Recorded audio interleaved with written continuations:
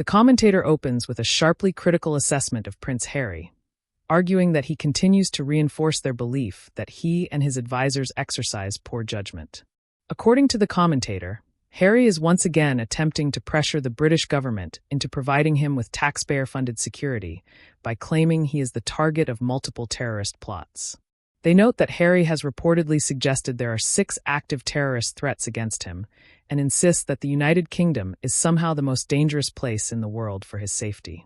The commentator dismisses these claims as completely unfounded, arguing that Harry's own actions over the years have made it difficult for the public to take his statements at face value. The discussion then turns to Prince Harry's recent decision to reportedly withdraw Meghan Markle and their children from attending a planned visit to the United Kingdom. The commentator argues that this move further damaged Harry's credibility, claiming it demonstrated that his public statements cannot be relied upon. They suggest that his changing explanations and decisions have created confusion, making it increasingly difficult for the public to trust his version of events. After a brief introduction to the channel and a sponsored advertisement, the commentator returns to the subject of Prince Harry. They argue that his repeated public claims about security threats raise broader questions about his judgment and perception of reality. While acknowledging Harry's long-standing advocacy for mental health awareness and therapy, the commentator expresses the opinion that his recent actions appear inconsistent with that message. They point specifically to his continued assertions that he faces numerous terrorist threats, including 6 active plots and dozens of individuals who allegedly pose a potential danger to him. The commentator argues that these claims have been thoroughly assessed by the Metropolitan Police and the British authorities whenever Harry visits the United Kingdom. According to the discussion, officials have repeatedly reviewed any concerns presented by Harry since he stepped back from royal duties in 2020 and have consistently concluded that there is no evidence justifying the level of publicly funded security he continues to request. The commentator finds it difficult to understand why Harry continues to press the issue despite receiving the same response from the authorities over several years. The discussion concludes by arguing that Harry's handling of recent media reports surrounding his security concerns has further weakened his credibility. The commentator claims that conflicting public statements and subsequent changes in narrative have left many observers confused about the situation. To examine the latest developments in greater detail, the commentator then turns to reporting and analysis from royal journalist Tom Sykes and the Royalist newsletter, which they believe provides additional context for Harry's ongoing security dispute.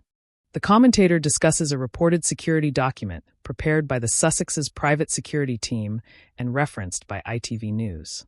According to the report, the Duke and Duchess of Sussex's security advisors identified 6 alleged terrorist plots targeting the couple, including what was described as an assassination attempt connected to Al-Qaeda. The commentator questions the credibility of these claims, arguing that if such a serious incident had genuinely occurred, it would likely have received significant public attention and media coverage. They acknowledge that Prince Harry served in Afghanistan and later wrote in his memoir about killing Taliban fighters, but express skepticism about whether those claims alone would still make him a significant target years later. The discussion continues by arguing that several years have passed since the publication of Harry's memoir Spare, making it difficult, in the commentator's view, to believe that extremist organizations would still consider him a priority target. They speculate that any hostility generated by his military service or his public comments has likely diminished over time. While recognizing that terrorist groups have historically threatened public figures, the commentator argues that there is little publicly available evidence suggesting Prince Harry currently faces the level of danger being described. To support this argument, the commentator compares Harry's situation with that of Salman Rushdie, who has lived under credible death threats for decades following the publication of the Satanic Verses.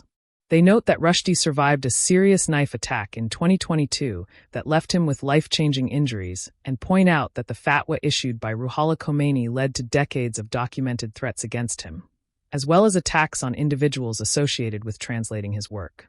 The commentator argues that Rushdie's case represents a well-documented and long-standing security threat, which they believe differs significantly from Harry's situation.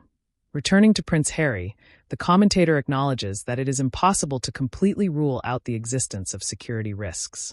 However, they express the opinion that the alleged threats described in the Sussex security report may be relatively minor or based on online activity rather than credible, organized plots. They argue that Harry is no longer a central figure in world affairs and question whether any extremist organization would devote substantial resources to targeting him. As a result, the commentator concludes that the reported claims of multiple coordinated assassination plots appear exaggerated. The commentator then refers to another reported claim in the security assessment stating that at least 6 threats originated from jihadist groups and right-wing extremists, and that in 2023 the Federal Bureau of Investigation reportedly identified messages on Telegram in which senior al-Qaeda figures mentioned Prince Harry alongside references to his military service. In Afghanistan, the commentator argues that without additional context, such references do not necessarily indicate an active assassination plot and could simply reflect online discussions or hostile rhetoric rather than an operational threat. The discussion then shifts to Harry's military career. The commentator argues that Harry often overstates the significance of his service in Afghanistan and believes he presents himself as having played a more important operational role than was actually the case. They suggest that many other veterans who served in combat faced greater risks without receiving the level of publicly funded security Harry continues to request. According to the commentator, Harry's repeated emphasis on his military record reflects an inflated sense of his own importance rather than an objective assessment of his role. The commentator broadens this criticism by arguing that Harry's recent public statements, legal challenges, Netflix projects, memoir, and security campaign all reflect what they view as a desire to remain a highly influential public figure despite no longer being a working member of the royal family. They argue that public attention toward Harry today is driven more by controversy than by his continuing influence within the monarchy or global affairs.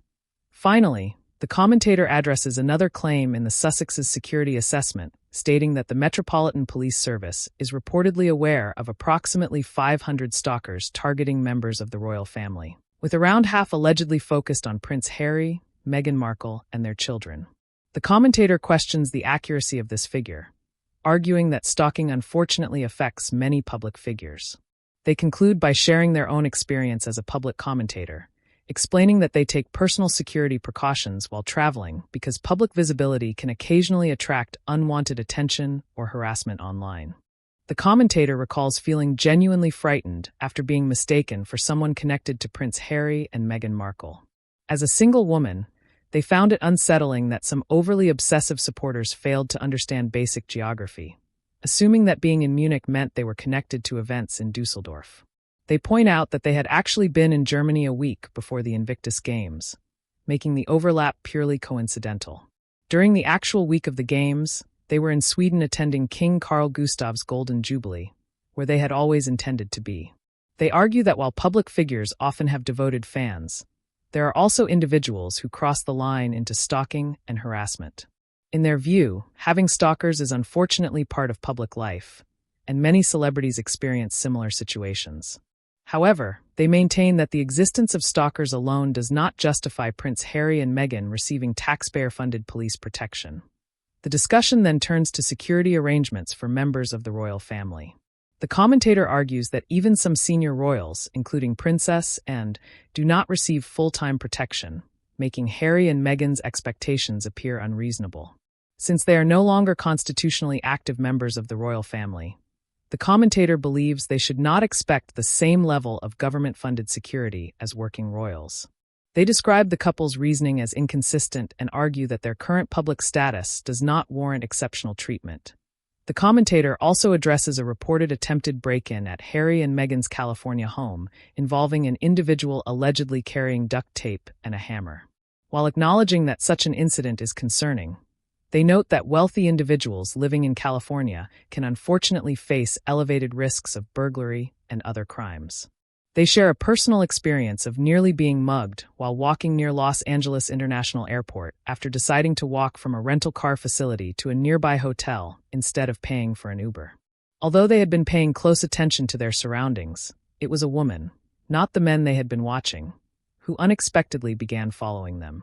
Fortunately, they were close enough to their hotel to quickly reach safety without incident. Expanding on the topic, the commentator explains that certain parts of California have long struggled with crime, recalling a trip during which their father refused to stop the car while driving through areas near East Los Angeles and Compton because he considered it unsafe. They argue that home invasions and break-ins, while unfortunate, are an unfortunate reality in some areas and are not unique to Harry and Meghan. In their opinion, being wealthy and well-known naturally increases the risk of becoming a target for criminals. But that alone does not justify receiving the special protected status or government-funded security that the couple continues to seek. They question why an alleged attempted break-in at a private residence in California should have any influence over the United Kingdom's security policies. The report also claims that Harry and Meghan's security team is monitoring 28 individuals said to be displaying dangerous stalking behavior. The commentator wonders whether criticism from online commentators could be interpreted by the couple as threatening behavior, suggesting that Harry and Meghan may no longer have a realistic understanding of what constitutes normal public scrutiny. They express the opinion that Prince Harry appears increasingly paranoid, emphasizing that this reflects their personal interpretation rather than a confirmed fact. According to the commentator, the couple are no longer working members of the royal family and should adapt to life as private citizens rather than expecting the same level of official protection they once received. Finally, the commentator refers to an assessment reportedly provided to ITV News claiming that Harry and Meghan face an elevated threat level in the United Kingdom ahead of an upcoming visit, with most identified risks allegedly originating there. They remain skeptical of these claims and suggest that if an employer is already highly concerned about security, those working for that individual may naturally have an incentive to reinforce those concerns. The commentator stresses that this is simply their personal opinion, while questioning whether such assessments may unintentionally validate an already heightened sense of fear. The commentator speculates that if someone is naturally anxious or paranoid about security, there is a possibility that less ethical individuals could exploit those fears for financial gain. They stress that they are not accusing Prince Harry's security team of doing so, but argue that, in general, people can sometimes benefit from encouraging a heightened sense of danger. In their opinion, the more concerned Harry becomes about potential threats, the more he may be willing to spend on private security. They suggest that Harry's efforts to obtain government-funded protection could also be influenced by the high cost of maintaining his own security arrangements, adding that switching to a different security team might ultimately be a better solution. The commentator makes it clear that this is simply their personal opinion. The discussion then turns to reports claiming that Harry's own security assessment concluded that the only effective way to manage the remaining risks was through state-backed protection. The commentator reacts skeptically, noting reports that Harry was deeply frustrated after being informed that the Royal and VIP Executive Committee, RAVEC, would continue its long-standing policy of not providing him and his family with automatic, full-time police protection during visits to the United Kingdom. They note that Harry has argued safe accommodation alone is insufficient without a broader protective security framework. Attention then shifts to reporting by Richard Eden regarding a WhatsApp group used to distribute information to royal correspondents. According to the commentator, Harry and Meghan's team reportedly provided journalists with a detailed itinerary for an upcoming visit, including confirmation that the couple had accepted an invitation to stay at a royal residence with their children as guests of the king. However, the following day journalists reportedly received another message stating that the information they had previously been given, and had already published, was incorrect after Harry's request for automatic taxpayer-funded police protection had reportedly been rejected by the Home Office. The commentator describes this reversal as highly unprofessional and argues that it unfairly undermined the journalists who had relied on the information in good faith. The commentator argues that royal reporters are generally accustomed to receiving accurate briefing notes about official engagements, making it reasonable for them to trust information provided by Harry and Meghan's representatives. While they believe journalists may approach other claims from the Sussex camp with greater caution, they suggest that factual details such as event schedules are typically considered reliable. They then cite Richard Eden's view that nothing had actually changed regarding Harry's security status. Instead, the Home Office had simply reaffirmed the same policy that has applied since Harry and Meghan stepped down from royal duties and moved to North America in 2020. The commentator notes that this position was also upheld when Harry lost his legal appeal challenging the government's security decision, meaning the only apparent change was Harry's dissatisfaction that the existing policy remained in place. The commentator goes on to argue that providing inaccurate information to journalists ultimately damages trust. In their opinion, once reporters discover they have been misled, they are likely to scrutinize every future statement much more carefully. They compare this to telling journalists there are fish in the river to catch, suggesting that once doubts about credibility arise, reporters become far more motivated to investigate every claim rather than accepting official briefings at face value. According to the commentator, Harry and Meghan have contributed to creating the heightened media scrutiny they often criticize by giving journalists reasons to question their accuracy. Finally, the commentator questions the credibility of Harry's broader security claims. They refer to reports alleging multiple terrorist plots, hundreds of individuals said to be targeting members of the royal family, and dozens of people in the United Kingdom allegedly considered significant security concerns. The commentator argues that, because they believe Harry and his team recently provided misleading information to the media, they now find it difficult to accept these more serious claims without stronger supporting evidence. They also express skepticism that Prince Harry, despite his military service and public profile, would remain a primary focus of terrorist organizations many years later. These views are presented as the commentator's personal opinions rather than established facts. The commentator concludes by arguing that repeated inaccuracies and misleading statements have seriously damaged Prince Harry and Meghan Markle's credibility. In their view, when public figures repeatedly provide information that later proves to be false or misleading, it becomes increasingly difficult for audiences to trust future claims. They believe this pattern extends beyond a single incident and has created lasting skepticism about statements made by the couple and their representatives. According to the commentator, credibility is built on honesty, and every time Harry and Meghan are perceived to have shaped or altered a narrative for their own benefit, they weaken the very foundation needed for people to believe them. They argue that this creates a significant problem because, if a genuine security threat were ever to arise, members of the public and the media might be less inclined to take those warnings seriously. In the commentator's opinion, the couple's previous actions have made it harder for people to place confidence not only in their own statements, but also in assessments produced by their privately hired security team. The commentator emphasizes that this loss of trust is, in their opinion, entirely self-inflicted.